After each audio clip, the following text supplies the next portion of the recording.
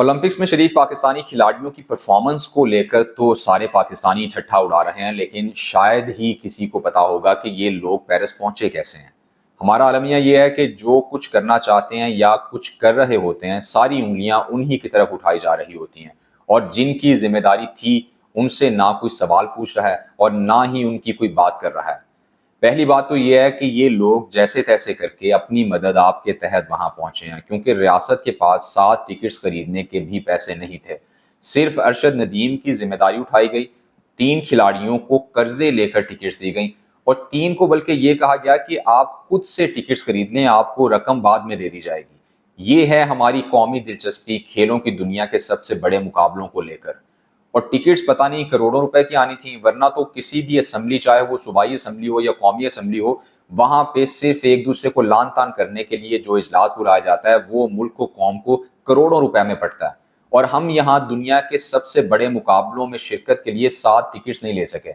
चलें, जिस तरह भी वो वाइल्ड कार्ड के जरिए शिरकत करने में कामयाब हो गए थे, तो रियासत उन 7 बंदों को पेरिस क्यों नहीं पहुंचा सकी? पूरी दुनिया में ठट्ठा रियासत का उड़ा कि पाकिस्तान के खिलाड़ियों के पास टिकट्स तक नहीं है। और हमें तो शायद ये भी पता नहीं होगा कि ओलंपिक्स में टोटल कितनी तरह की गेम्स खेली जाती हैं, क्योंकि हमने तो मुल्क में सिवाय क्रिकेट के और तो किसी खेल के बारे में सुना ही नहीं है कभी।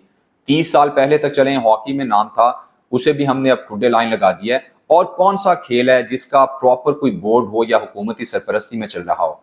यानी हमें सिर्फ एक खेल का पता है, लेकिन ओलंपिक्स में 32 खेलों के मुकाबले होते हैं। और मजे की बात तो यह है कि जिस एक खेल का हमें पता है और जो मुल्क में खेला भी जाता है, हम उसका भी सवा सत्यानाश करके बैठे हुए हैं। और जिन खेलों को हमने सुना ही नहीं है कभी, उसमें शिरकत करने वालों की कारकर्दगी पर हम ठट्ठा उड़ा रहे हैं। और जिस अरशद नदीम का बीड़ा भी उठाया गया है, वो भी बेचारा पहले गली मोहल्लों में अपना वो डंडा सा पकड़ के फेंका करता था, प्रैक्टिस करता था। उसके पास प्रोफेशनल जेवलिन तक नहीं था। वो तो जब खुद से ही वो एशियन गेम्स और कॉमनवेल्थ गेम्स में गोल्ड मेडल जीत कर ले आया, तो उसके बाद हुकूमत को याद आया कि हाँ, ये तो पाकिस्तानी है, इसने पाकिस्तान का नाम रोशन किया, तो उसे प्रोफेशनल जेवलिन बस लेके दे देते हैं। और इन खिलाड़ियों का मजाक तो हम ऐसे उड़ा रहे हैं जैसे हम हर साल गोल्ड मेडल्स के अंबार लगा रहे थे। गोल्ड तो चलें छोड़ें, आप याद करें कि आखिरी मेडल ही पाकिस्तान ने ओलंपिक्स में कब जीता और अब तक कितने मेडल्स जीत चुके हैं।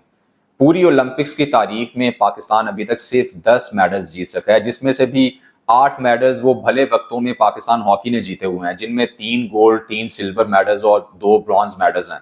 एक बार हमने बॉक्सिंग और एक बार ही रेसलिंग में ब्रॉन्ज मेडल जीत रखा है।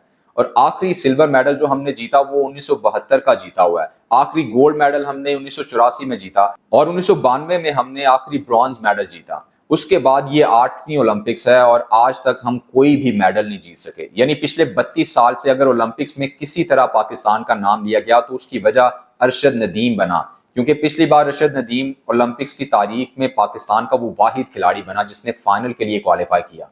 अरशद नदीम भी पहले इन लोगों जैसा ही था जिनका आज ठट्ठा उड़ाया जा रहा है। तो अगर हम उन्हें सपोर्ट नहीं कर रहे तो कम से कम मजाक भी ना उड़ाएं। हो सकता है कल को कोई इनमें से ही अपने बलबूते पर ही अरशद नदीम बन जाए।